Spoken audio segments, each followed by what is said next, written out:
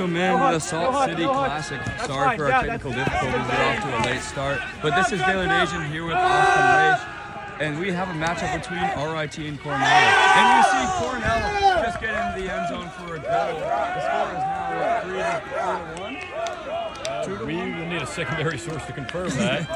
But we'll get back to you on that really quickly. What did you see on that play there, Austin? I saw, well, first I was looking at our stream to make sure we were live, and then I had to look up at the last second. That was Dylan Kenneth for Cornell bringing it home. This matchup, this is the Buds versus the Spuds, which probably wins the award for the most interesting name matchup of the day. This is the first of 3 games that the two of us will be bringing you this afternoon.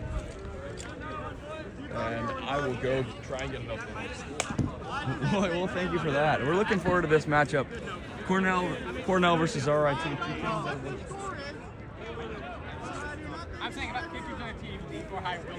Two matchups that are worked well so far. Now we have Cornell coming out. They're looking to pull this ball, play some good defense on RIT. My dear friend Austin getting a score update right now. But so far we've seen a good balance of both teams coming into this game. It's been competitive. Cornell been a competitive matchup last week. We had Cornell facing off against I think it was Buffalo they played with a big victory. Now we have officially the score is 2-1 Cornell, with Cornell looking to pull the ball to RIT. Austin is back with me now. What do you have for the keys so far? Keys so far, well, I don't know, we just got underway, but right now Cornell clearly does have the advantage. So far in the few minutes this game has been going on, we've seen a lot of aggressiveness from their side on really both the offense and the defense. We saw the break-up pass moments ago. That frisbee is coming right at us. It goes over our shed and out of bounds. I'm signaling where it went out. Okay, and the ball the disc just went out right in front of us. Going back into play, and it'll be RIT possession right at about midfield. The RIT captain has it right now. 2.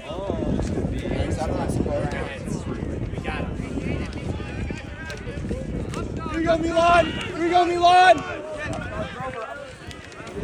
Yes, good, William! One cut, boys! Yeah, Will, it's you! Yeah, Will, back and forth action here from RIT. Moving it upfield, quick pace matchup here from RIT. Holy milk on this guy. Looking down the field, forehand to number 28. 28 looking in the end zone, and what a pass! RIT with the goal there, and I almost forgetting to move the camera. It happens to the best of us. It's Steven Sampson hauling it in, the Rochester native, playing for his hometown. Well, that is just what we talked about moments ago. We need to see aggressiveness from RIT's side. That was a beautiful response there that evens it up at 2-2. And you love to see that quick-paced action from RIT there. They pass it forward, pass it forward, and Cornell's just not quick enough to respond to it. It's hard to move with the ball like that. Yeah, disc like that. Certainly makes it a lot easier when you start with the disc about halfway up the field. That does make a difference. It is. We don't know how well you all can see it on the stream, but it is definitely windy here today.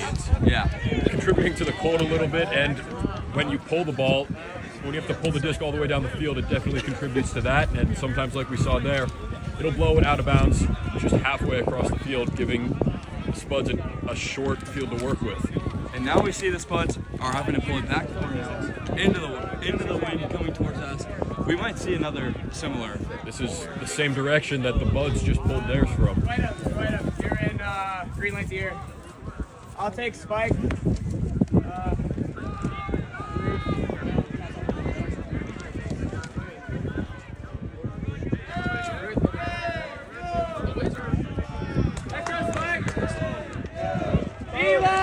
Now we have number 61 for the Spud pulling it down the field, getting a good run up, and he launches it, and now we're underway back to Cornell.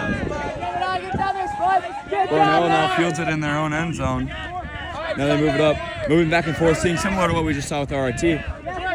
Cornell possesses it, nobody on him. Good forehand there, number 17 finding him. Rips another one back, moving slow pace here from Cornell, moving up the field, number 7 with it now. Looking downfield, can't quite find anybody. Good shorthand rip. finding his teammate there. Going back to the handler, handling back and forth. See the cutters coming open. There we are. Bring it to about midfield now from Cornell. They're going back, and he saves that one. Wow. Right above the ground there. And he rips it around his defender.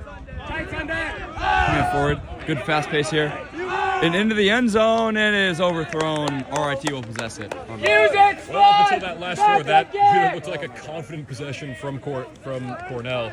Just didn't work out for them, but really, they've looked strong offensively to start this game. We know it's an even matchup right now, but right now a bit of a break there for the Spuds getting a bad throw to take it out of bounds there. And really, it's not the Spuds defending Cornell at all. It was Cornell beating themselves there with that throw. Now RIT, does he make that catch? Oh, it was on the ground. Now Cornell will have it within about 5 yards. Very short field here for Cornell. Cornell hasn't touched the disc yet, so they have their own time to strategize. The Canton Town does not start until he picks it up. Here he is, and he grabs it. Here we are underway. Good lead, and there's a touchdown for the Bugs. Yeah, that's just too easy right there. They looked like they had that play drawn up from the start. Even though they only had a few seconds to figure it out with the short field, they did not waste a minute. Cornell's back in the lead. And there was, I think the biggest strength there was Cornell, you have the handler strategizing, pushing people around to find where they would like to get it in, and there they are. Goal goes to Cornell. Yeah, that was certainly well coached by Cornell in their short field situations whenever they have a quick turnaround. That was one of the more confident plays we've seen so far from this Cornell offense, and that's really saying a lot. They have looked spectacular to start this game. They're back in front. That they are. And we're looking to see a big substitution here. And talking about substitution, I have my own experience playing Ultimate Frisbee here, and Ultimate Frisbee is a sport that gets you gassed very quickly. Yeah, I don't have any real experience aside from gym class, but those were the days that I was very thankful that we had a water fountain so close to the field. That was an exhausting unit of gym.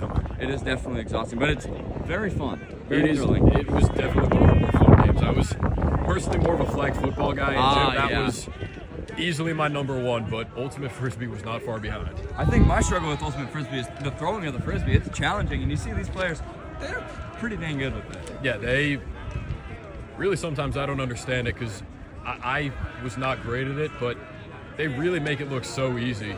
Yeah, especially, it's really impressive with the forehand and the velocity they can get on it. And there's also the ones where you kind of throw it, flick it like a card. It's a lot of different strategy that you wouldn't even think about if you weren't very tapped into the Ultimate Frisbee community. And Cornell's off to the pull. RIT will have it in their own end zone. They're going to try to move it up the field quickly here. Cornell setting up the defense. Rips it one downfield. Good adjustment to the disc there. And it is deflected. Look at his own teammate there. Yeah, that was Samson, who just had to score moments ago, getting caught up with his own man. That was got Simon. Now Cornell takes back over. Got Miles. Cornell, he rips that one around his defender. Hands low. Good defense here from RIT. Find his handler. Ripping one. On him, LK. Good quick move in here from Cornell. RIT defense looks all out of sorts here. The end zone. And another goal for Cornell. Yeah, Baylor, you just said it. RIT's defense looks out of sorts. Right now, they don't have much of a response from Cornell's attack. You know, we've seen some solid responses from the Spuds on the other side, but that's all going to be worthless if they can't stop the Cornell offense. And right now, they haven't shown that they can. And I think we're in for an offensive matchup here. And Ultimate Frisbee here today is capped at 13. I think we're going to get there. I believe we will too. Might be a quick one, too.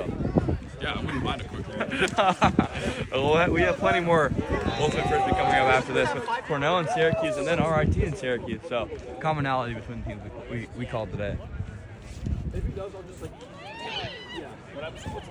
Speaking of that, I think these teams, they all have a lot of games today. They definitely do. I mean, we just said it, we're calling 2 games for RIT. And really, this has been going on all morning. There are a bunch of fields around us. This is, I believe the game started at 9 this morning. It's 12:30 now, and they go until about 5. So we're not even at the halfway point of all the ultimate frisbee that we have scheduled for today. And I was just talking about the exhaustion you see on the field in just one game, but think about that. With multiple games throughout the day, it definitely adds up. And there's really not much of a turnaround between these games. No, not We at all. have- Cornell just played and RIT just played on the field next to us. Yeah, these games, I think these games start just about 10 minutes after the last one ends. So really, that's asking a lot from these guys to be here all day. That's really, I mean, yes, you get breaks and substitutions, but it's 7 hours of nonstop action. A lot of it. And then we have Cornell pulling the ball now. They're pulling the desk now. RIT gets it about their own 10-yard line. Moving it up quick. Looking downfield, another downfield action. RIT, and he can't quite run it down Cornell. We'll have the disc yet again. How do you see the differing strategy so far? We have back-to-back possessions where RIT will rip it downfield, while Cornell's kind of just working it slowly. Well, I think you just explained what I was about to say. Cornell can take their time on offense. They're back with it here. And so far, this slow attack has been working. Yes, a lot it of has. short pass plays. Reminds me of a West Coast offense in the game of football. Yes, it does. And we have RIT defense looking good here. Still, Cornell finds a way to get themselves open. Can't quite see it on the camera. We have sideline in front of us. But now RIT will have it. This is On their own, looks to be the 1 opportunity they're looking for. We just saw a quick turnaround from Cornell. Now RIT with a great chance to respond and get back in this. And there's not very many better opportunities to score here. They're basically in the end zone already. And there it is. Goal scored by the Spuds.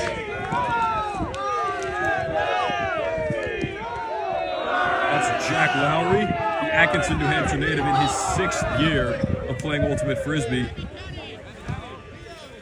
They listed him as a bit of a deep threat, but that situation, you can't really get deep there. He did what he could and got his team back on the board. And we appreciate RIT for filling out this form pretty adequately. Yeah, oh my God. I know we can't really show this on the screen, but this is 2 full pages. This is one of the more detailed forms that we have on the teams here today. And we see one of them even said that they wanted to be a commentator. We see Andrew Wagner asking to be another commentator. Maybe that will be in his future. Hey, if there's one thing that I've learned from my time here at Syracuse, it's never too late to start, Andrew. Get some footage, go find Matt Park, see what you can do. I've heard Matt Park's a scary guy to talk to. I have heard that, and I might have some experience with that, but this is pitching season. That is true. Gotta get those pitches in, right? We have RIT with it. The guy who's pulling it doesn't even have a jersey on. He's just in a hoodie. Shows a little bit of cool weather. Yeah, I mean, it definitely helps, especially when there are clearly not many jersey regulations or uniform regulations. That is true. There are 2 players on the Spuds team on the field right now that are just not wearing any team apparel or just out there in hoodies. And I would say Roger Goodell and the NFL League Commission would not very much like that. Oh my God. Fines galore, I would say. And now they pull it down the field. We have Cornell with it at about there. Yeah, on the other hand, Goodell would love this Cornell team. Everybody's wearing the same uniform. Yeah. Beautiful. There they are. And Goodell would also like that rip back right down the field. Cornell is at about midfield now. Bringing upfield. Good pump fake downfield. Yeah, the cutter's coming to him. Hands back to his handler. Up! Oh, and he tries to keep it up. Can't quite get to it. RIT possession. Do not give that to him. Hey, no unders! Honey, no unders! RIT's with it now. Looking in it, about midfield. Cornell defender behind. Now he gets back on his man. Rips one down. About 10 yards away from the end zone. Another one. 1 yard away from the end zone. Looking in. Can't quite find anybody yet. Looks back to his handler. Number 10 gets it. Rips it up. Still not quite in. Pump fakes. Nobody's in. Going back to their handler again. A good catch there by Jensen. Jensen rips it up. Finds him in the side of the end zone, and there is an RIT goal back-to-back from this spot. It was Tucker Rutenberg with the goal.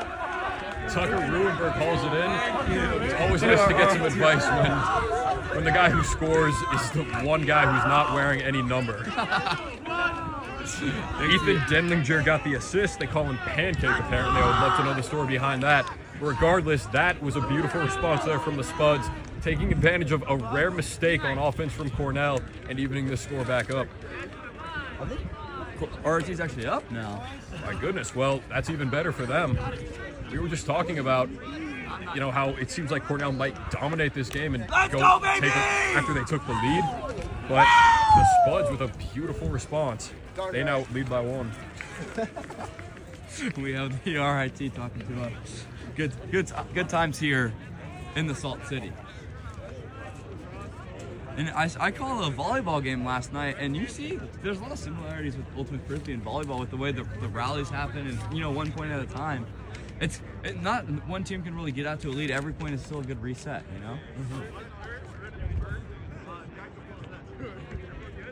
We have RIT getting ready to pull it down the field. Number 61 yet again. Whose number is not on the sheet. So he'll rip it down the field. Cornell will have it deep in their own territory. He's right on the sideline. Finds his handler. Looking down the field. Pump fakes.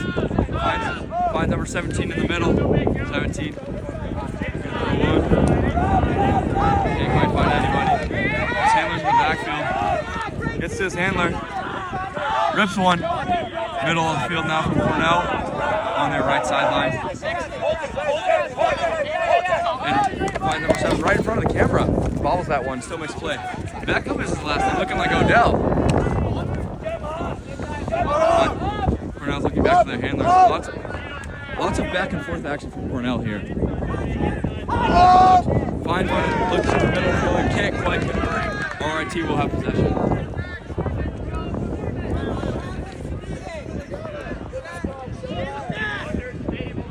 Let's go, Buds! RIT has it now.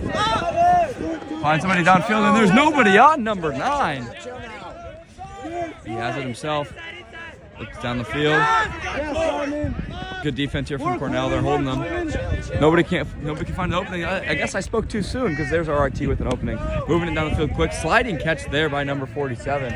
That is Anthony Patty. He finds his receiver on the outside, right near the out of bounds line, but finds a way to stay in. Now we have RIT looking in the end zone with the forehand pass. Oh my goodness! He toe tapped it in the corner of the end zone, and that is an RIT goal. Well, one of the cardinal rules of sports like this, whether it's frisbee or football, is don't turn and throw back across your body. The Spuds might have broken that rule there, but that just goes to show the trust they have in each other. That play What's the score from the start. I don't know, but it's not 25. I don't know. I think it's 4-3. 4-3? I thought It might be 5. you guys have 4? Does anybody know for certain what the score is? Oh, wait, he does. Piggy, what's the score? Okay. Officially 5-4 for the Spuds. There's a lot of confusion around here about the score. It's hard to keep track of, especially when the broadcasters got started a little late. Yeah, it also does not help to have apparently no officiating crew at all to keep track of this. We just are going on the total honor system here based on the Well, score. that's one of the nice things about Ultimate Frisbee. In the professional league, it's all integrity-based calls, and you don't see that in many sports, and it's also nice to see. Yeah, it is really not common at all. I think if you try to imagine some of the big sports you watch on TV, doing that without any sort of officials would almost be impossible. So you really got to respect the culture around this game for it to be able to be played like that. I mean, imagine the NBA with no officials. That would be insane. That was the first thing I thought about. You probably couldn't Luka even get... Doncic would call a call on every single play. You wouldn't even get through 5 minutes of a game. You think Shea shoots a lot of free throws now? Oh, boy, you wait. And that disc is pulled out of bounds. Cornell will have it at about the 2/3 mark of the field. With about 2/3 of the field to go. The second time we've seen wind play into this game. That ball went straight into the woods over our tent. So once again, more good starting field position for Cornell this time after they had the first bad pull. And Cornell is down 1 now, looking to even up the score. We have their handler, number 24, who actually has his number on the list. That is Leo Zhao. Impressive that he can fill out the form. Leo Zhao. Zhao? Yeah, Torch. Yeah. Hands low, Loco. No big, Okay, no big, no big. Apparently he's a national champ playing for Carleton. I'm not super. Oh my goodness, what a catch there. Interrupted my thoughts. You're hot. Yeah, green light, you're hot. Diving play. And Cornell has it. Looks downfield and it's intercepted by RIT. RIT looks to make a quick change with that. Looking up the field quick. Yeah. Number 21 finds himself wide open. 23 streaking downfield, nobody on him. And it looks like the play is stopped. Not exactly sure what the move is.